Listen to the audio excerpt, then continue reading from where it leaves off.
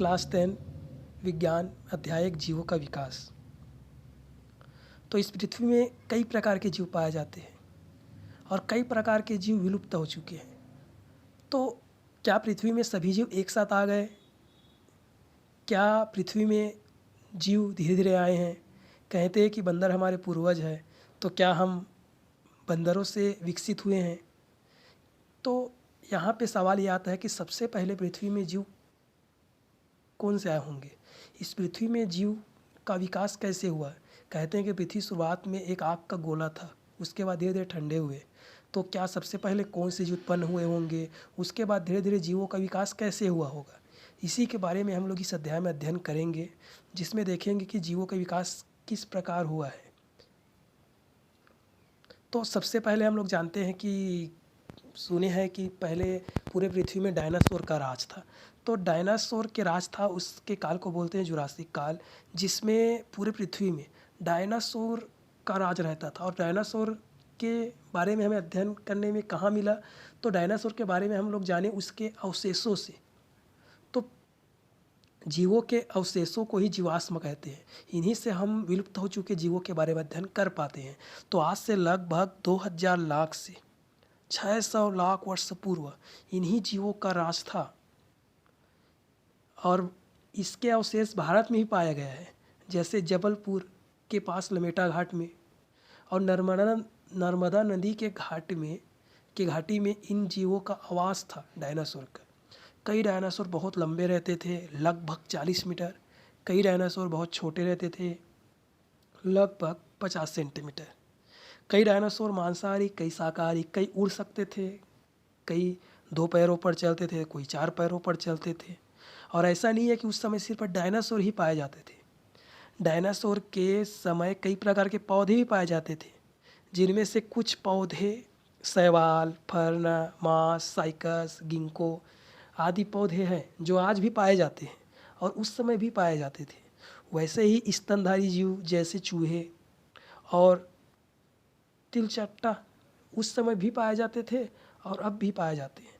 आज के जो हम लोग पक्षी देखते हैं उसको हम लोग डायनासोर का एक छोटा सा रूप मान सकते हैं। और अगर हम लोग इसके और सोचते जाएं तो बहुत लंबी सूची बन जाएगा। तो उसके समय चूहा भी पाया जाता था और तिलचट्टा भी पाया जाता था डायनासोर के युग में। उसके बाद साइकस, मास, ये चित्र है उसके। और जीवों के विकास में आवास एवं उसके प्रभाव, इसको देखते हैं। तो जीवों के विकास, कहाँ पे जीव का विकास अधिक होता है? तो कहाँ पे अधिक होता है? तो जहाँ उसके आवास में खाद्य संसाधनों की मात्रा पर्याप्त है। तो यहाँ पे सवाल ये आता है कि जीवों के आवास किसे कहें? तो जीवों के आवास उसे कहेंगे जहाँ वो भोजन ग्रहण करते हैं और जहाँ प्रजनन तथा जहाँ वो सुरक्षित रहते हैं, उस स्थान को उसका आवास बोलते हैं। इसके बारे में हम लोग कक्षा 9 के प्रकृतवास नामक अध्ययन कर चुके हैं। तो आवास, कौन से आवास में जीवों का जो विकास है वो अधिक होगा? जहाँ पे खाद्य संसाधनों की मात्रा अधिक होगा, पर्याप्त होगा, वहाँ पे जीव आसानी से वृद्धि करेगा। यहाँ पे 1780 के दशक में एक अध्ययन किया गया था, इसका ग्राफ दिया गया है। तो देखो, एक ग्राफ है खाद्य आपूर्ति, खाद्य संसाधनों की वृद्धि का, और दूसरा ग्राफ है अनियंत्रित जनसंख्या वृद्धि का। तो देखो, पहले ग्राफ पे देखते हैं खाद्य संसाधनों की मात्रा। तो खाद्य संसाधनों में वृद्धि की दर उतना नहीं है, बहुत कम वृद्धि हुआ खाद्य संसाधनों में, जबकि उसी समय जनसंख्या में वृद्धि अत्यधिक हुआ है। देखो, जनसंख्या वृद्धि दर अधिक है। अब देखो, यहाँ पे जनसंख्या के वृद्धि दर अधिक है, मतलब बहुत ज़्यादा जनसंख्या बढ़ गया, लेकिन सभी जीवों को जीवित रहने के लिए भोजन तो चाहिए, लेकिन भोजन मतलब खाद्य संसाधन उतना नहीं बढ़ा। इसका मतलब ये हो गया कि जीवों को जीवित रहने के लिए पर्याप्त मात्रा में खाद्य संसाधन नहीं मिलेगा। अब इसका असर क्या होगा? इसका असर ये होगा कि जितने भी जीव हैं सब आपस में प्रतिस्पर्धा करेंगे, द्वंद्व करेंगे। किसके लिए? भोजन के लिए। अब भोजन के लिए द्वंद्व करेंगे तो वही जीव जीवित रहेगा जो शक्तिशाली है, उसी को भोजन मिलेगा। बाकी जीव विलुप्त हो जाएंगे, खत्म हो जाएंगे। इस प्रकार जनसंख्या फिर से क्या हो जाएगा? नियंत्रण। तो जीवों के विकास में खाद्य संसाधन भी महत्वपूर्ण भूमिका निभाता है।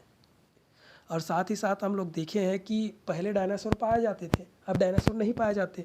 तो क्यों ख़त्म हो गए होंगे डायनासोर, क्यों विलुप्त हो गए होंगे, उसके पीछे क्या कारण रहे होंगे।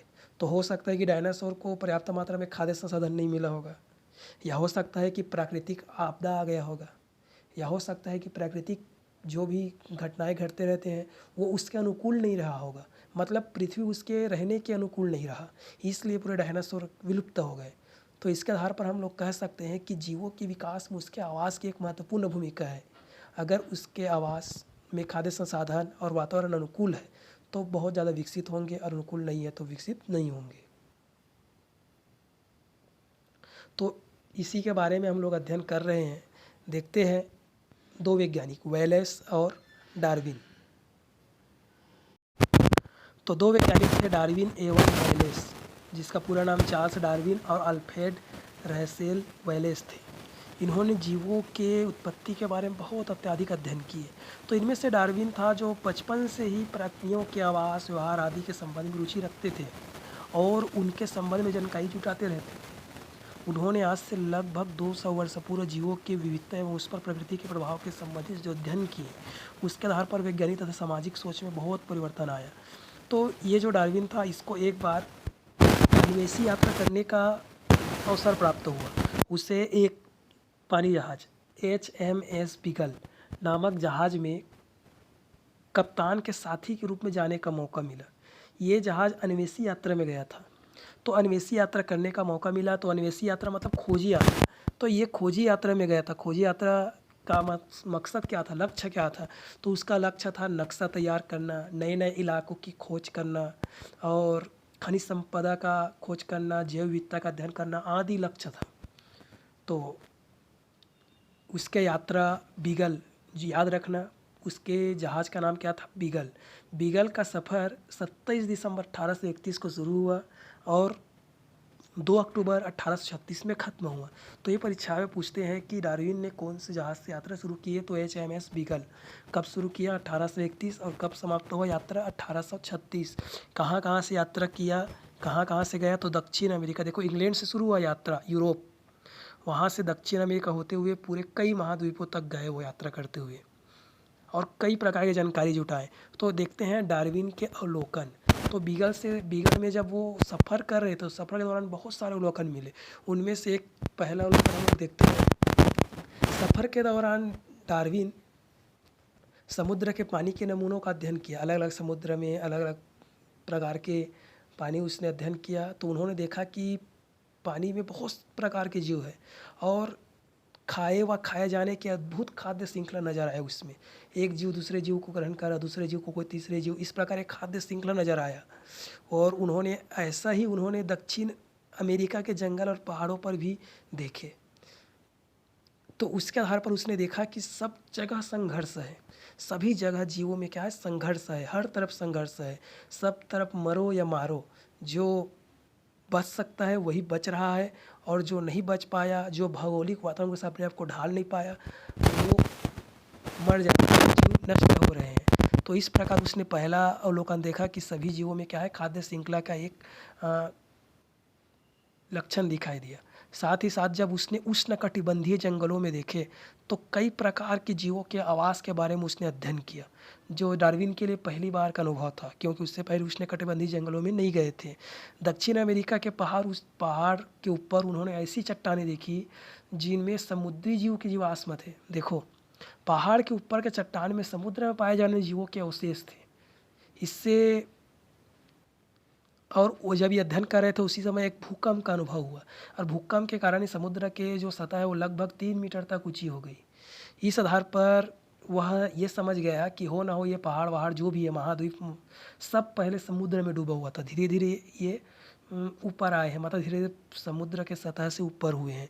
रेतीले समुद्र के किनारे, ऊंचे चट्टानों से घिरे समुद्री किनारों के अवलोकन में उसने ये देखा कि पृथ्वी में कई प्रकार की घटनाएं निरंतर चलते रहते हैं, और निरंतर चलते रहते हैं तो उसके सतह में भी परिवर्तन होते रहते हैं। कई बार स्थल जल में चले जाते हैं और कई बार जल स्थल में आ जाते हैं। और कई प्रकार के उसने जीवाश्म भी अध्ययन किया, कई प्रकार के जीवाश्म अध्ययन किए जो विलुप्त हो चुके हैं, विलुप्त स्तनधारियों के जीवाश्म उसको मिले। तो जीवाश्म के अध्ययन किए तो पता चला कि पहले के जीव थे और जो अब जीव अभी है उसके जीवाश्म में अध्ययन किए तो बहुत सारे समानताएं दिखाई दिए। वैसे तो विभिन्नता था ही, लेकिन विभिन्नता के साथ साथ समानता भी था, मतलब पहले के जीव और अभी के जीव में बहुत सारे समानताएं थे। तो ये सब अध्ययन किया उसने। यहाँ पे एक सवाल पूछ देते हैं कि जीवित जीवाश्म किसे कहते हैं। तो जीवित जीवाश्म कहते हैं सिल्केंथ नामक एक जीव को, जिसको माना जाता था कि डायनासोर के साथ ये भी लुप्त हो गए हैं, लेकिन आजकल इसको जीवित जीवाश्म कहना भी ठीक नहीं है, क्योंकि इसमें अभी भी विकास की प्रक्रिया हो रहा है। अब आगे देखते हैं गलापागोस के द्वीप समूह पर डार्विन की कुछ विशेष अवलोकन। तो दक्षिण अमेरिका के इक्वेडोर नामक देश के पास स्थित गलापागोस टापुओं पर जब बीगल पहुंचा तो डार्विन को बहुत सारे अध्ययन करने का मौका मिल गया। तो ये गलापागोस द्वीप समूह कहाँ है? तो ये दक्षिण अमेरिका के इक्वेडोर नामक देश में है। ये बहुत सारे टापुओं से मिलकर बना है और ये टापू किससे बने हैं? ज्वालामुखी के लावा से। तो गलापागोस के टापू पर कैक्टस, छिपकली, पक्षी, कछुए आदि का अध्ययन डार्विन ने किया और जब जैसे जैसे उसकी यात्रा आगे बढ़ते गए उन्होंने कई प्रकार के जीव और उसके आवास के बारे में अध्ययन किया और अपने अध्ययनों के लिए कई प्रकार के तथ्य और प्रमाण वो जुटाते गए। अब विविधता, तथ्य और प्रमाण। तो गलापागोस में डार्विन ने कई प्रकार के तथ्य के रूप में कई प्रकार के जीवाश्म मिले। जैसे एक जीवाश्म था अर्माडिल्लो। वह अर्माडिल्लो दर्शा रहा था कि पूर्व के वर्मी काफ़ी बड़े थे, जबकि उस समय डार्विन ने जिन वर्मियों का अध्ययन किया उनके आकार छोटे थे। मतलब जो वर्मियों के आकार का अध्ययन किया उसने, देखो यहाँ पे एक A नंबर जो उसको मिला और B नंबर जो वर्तमान समय का वर्मी है। तो जो A नंबर के जो वर्मी है वो बहुत बड़ा है, उसका सिर्फ उसको जीवाश्म मिला, और अभी जो वर्तमान समय में जो वर्मी मिलता है जिसको अर्माडिल्लो बोलते हैं वो बहुत छोटे रहते हैं।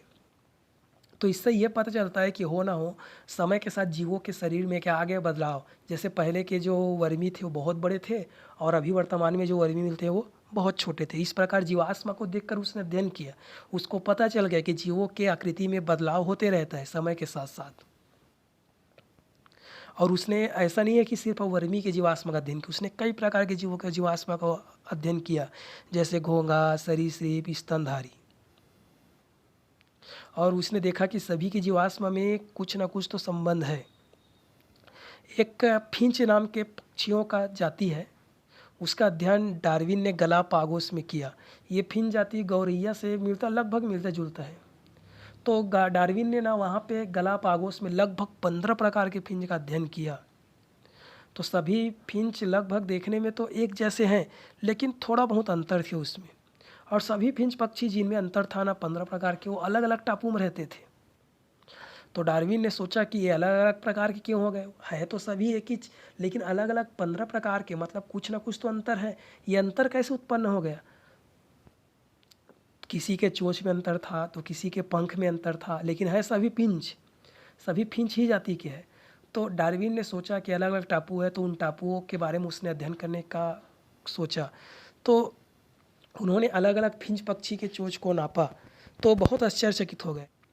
तो फिंच पक्षी के जो चोंच था वो उसके भोजन के कारण अलग अलग था, क्योंकि कई टापू में रहते थे। 15 प्रकार के फिंच पक्षी उसने अध्ययन किए, सभी फिंच पक्षी अलग अलग टापू में रहते थे। कई पक्षी क्या करते थे, सिर्फ बीज को खाते थे, कई फल को खाते थे, कई कीड़े को खाते थे और कई फूलों के रस को चूसते थे। तो अलग अलग प्रकार के काम करते थे, तो इसलिए वो फिंच पक्षियों के चोंच भी अलग अलग हो गए थे। तो जैसे अगर कीड़ा खाने वाले हैं तो कीड़ा खाने वाले के जो चोंच होंगे वो लंबे होंगे। जैसे फल खाने वाले हैं, अगर कठोर फल खाते हैं, जैसे बीज खाते हैं, कठोर बीज खाते हैं तो उसके चोंच मजबूत होंगे लकड़ी जैसा। तो इस प्रकार अलग अलग प्रकार के चोंच बन गए। तो इसके आधार पर डार्विन ने सोचा कि अलग अलग प्रकार के खाद्य संसाधनों की उपलब्धता के कारण भी चोंच के में विविधताएं उत्पन्न हो गया। और उन्होंने माना कि फिंच इक्वेडोर से उड़कर गलापागोस में गए होंगे और वहाँ अलग अलग टापू में गए। अलग अलग टापू में अलग अलग परिवेश था, कहीं खाने के लिए बीज मिल रहा है, कहीं खाने के लिए कीड़े मिल रहे हैं, कहीं पेड़ पौधे मिल रहे हैं। तो अलग अलग प्रकार के वातावरण के कारण फिंच के भी जो प्रजाति वो अलग अलग प्रकार के हो गए। तो इस प्रकार हम लोग देख सकते हैं कि सभी के पूर्वज एक ही है। जो फिंच है जब कहाँ से आया, इक्वेडोर से आया, लेकिन अलग अलग कार्य और अलग अलग जो परिवेश है उसके कारण फिंच के कई प्रकार के जाति बन गए, जिसने जीवों के विकास मतलब सजातीय लक्षण के बारे में डार्विन ने इसे प्रमुख तथ्य माना। तो सजातीय लक्षणों के बारे में अध्ययन करेंगे।